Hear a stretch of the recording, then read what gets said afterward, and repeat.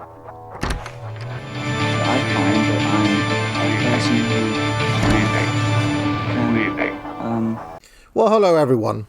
Last weekend, I did a trilogy of streams on Ukraine, and over the course of them, I got into some territory I don't usually get into, like, for example, my thoughts on Rory Stewart, why I absolutely hate his guts with, really quite a passion. Now, I will warn you in advance. The language gets a bit blue here, much more than I usually am. But I think it's good. I think it's good to replay this in full. The full force of the rant I had on Rory Stewart. It's also important to remember that about what Rory Stewart is. He's essentially a failed politician. Centrist, middling, boring, liberal Democrat. He was a Tory, right? But he's kind of reinvented himself as this centrist dad type. But it's worth reminding ourselves that his show with Alistair Campbell, who somehow managed to rehabilitate himself after being known the world over as, Tony Blair's liar in chief during the Iraq War. This show, The Rest is Politics, gets huge views. It's like the number one political podcast in this country. We talk about how, people like me have got increasing influence and people watch me and my friends and so on. But it's worth reminding ourselves a lot, I think, that we're very much still in the massive minority in this country, and most people are literally programmed by the likes of Rory Stewart. And, even though Keir Starmer is only on 14%, I still think that the Joe average is far closer to Rory Stewart than he is to the likes of us. And we have to admit at some point that they are winning the conversation, as it were. Why are they winning the conversation? Well, one, they have every single structural advantage that James Burnham talks about and that Robert Michels talks about in political parties. The iron law of oligarchy. Well, they have an absolute advantage in terms of promotion, in terms of media presence, in terms of fame, and so on and so forth. And it's remarkable that Rory Stewart is being pushed as this kind of major titan, this intellectual now, when really everything he represents basically is, he's an emblem to me of a failed system, of a system that has utterly failed, of a system that has completely failed to defend itself against any critiques that can be levied of it. And to me, this makes Rory Stewart an absolutely risible and detestable figure, because it's obvious that this system has failed, and yet he continues to double and triple down on the things that brought us here. He to me embodies everything that is wrong with the entire British establishment. I'll just remind you, I do have courses at the academic agency, Trivium, Buy It Now, etc. But let's get going. No time to waste. Here's the rant in full. Oh, there's a thread by Rory Stewart. Was it for this that the US spent 80 years building power and alliances, not to be a force for good, but instead to impoverish neighbours, threaten those it protected, rob minerals from war-torn countries, and break its promises to hundreds of millions of the poorest in the world? The post-World War II order was not just about US power. It was actually Rory. I've got about 8 million books here that show that. Hans Vogel, How Europe Became American, Tomislav Sunik, Homo Americanus, Angus Hutton, Vassal State. What other books have I got that talk about this? Tom Stevenson, Somebody Else's Empire, James Hartfield's Britain's Empires. The last section of that is all about this.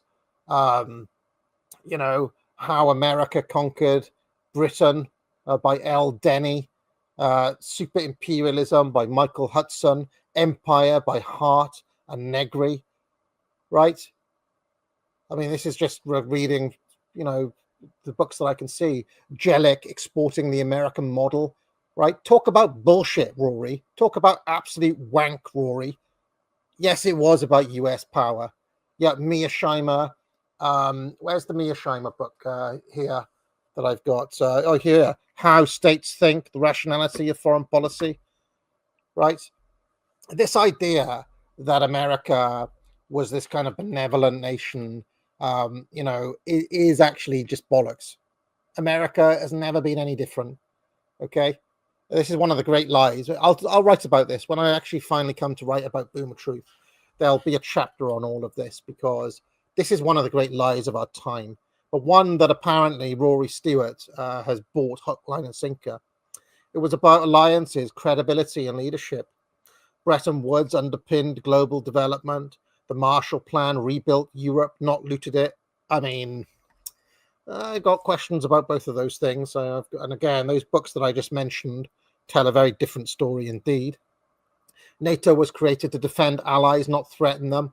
Right, so that's why NATO has continually expanded eastwards since 1991. Is it? Why does NATO keep on expanding if it doesn't threaten them? Why, in the run-up to the February 2022 invasion by Putin, was there a build-up of troops on the Russian borders by the Ukrainians? Why were the Ukrainians building up troops? Why have Ukraine got such a massive army? Why does Russia feel threatened? Why did the war in Crimea happen? Why did the war in Georgia happen? What's going on in Kazakhstan? Why does Kazakhstan have Tony Blair as an advisor? What's going on in Azerbaijan? What happened in the Sahel? Don't talk shit, Rory. Don't talk crap. Anyway, let's carry on. I honestly hate these people because everything they believe is a lie. Everything Rory Stewart believes is a lie. Rory Stewart, if the US turns towards isolationism, transactional extortion, and a great power cynicism, it would mean that the legacy of 80 years of alliance building was not about deterrence, order, and stability, but about coercion, opportunism, and betrayal.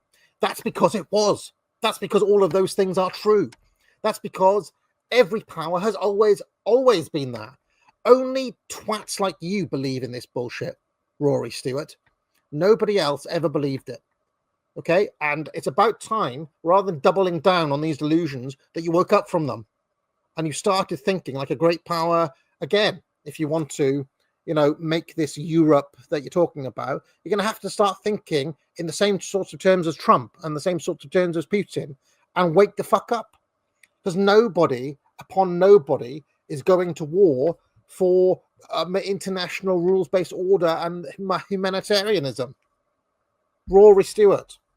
It would signal that the US commitments mean nothing, whether to NATO, Taiwan, or vulnerable nations in Africa and Asia. Well, all of that is true.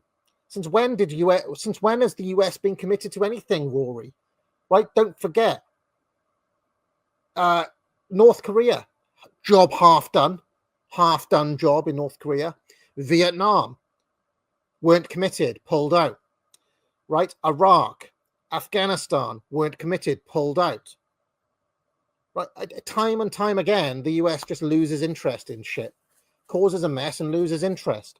Right? What about Libya? What about they killed Gaddafi and left a bloody vacuum in North Africa, a vacuum through which, by the way, millions upon millions of hordes from Africa have poured into Europe under your watch, Rory Stewart. It would embolden adversaries like Russia, China, and Iran. They were emboldened under your watch, Rory Stewart. Russia has been emboldened under your watch. China rose entirely under the auspices of NATO. Iran expanded its power after the fuckwit neocons created a war in Iraq and a war in Afghanistan and a war in Syria. And, continually removed Arab strongmen for Shiite proxy powers from Iran to expand their influence in the region. All that happened under your watch, Rory Stewart, under the people that you support, Victoria Nuland. It would leave allies scrambling, forcing Europe, Japan and others to seek separate deals with rivals. The real tragedy would not just be Ukraine's fault, though that would be horrific. It would be the confirmation that the 80 years of peace based on development, alliances and mutual security have been deliberately and viciously ended. If Trump's vision is one where strength is wielded without principle, alliances are transactional, and power serves only itself, then the US is not just withdrawing from the world, it is undermining the very rationale for its own global power, and not a minute too soon. You delusional cunt. I fucking hate this man. I really do.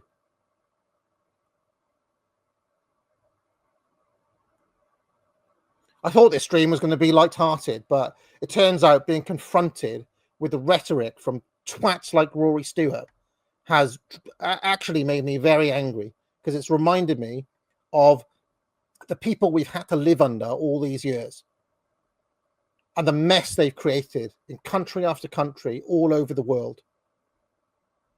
Excuse me, friends, I'm having a moment here. Right, let's get back to this. Fucking hell. Fucking Rory Stewart. If you like this video, be sure to like and subscribe. You can join the channel for thousands of hours of past shows in the archive and hundreds of videos. If you have any questions, you can leave a super chat or a super thanks, and I'll be sure to pick it up during my weekly office hours, which run every Tuesday afternoon.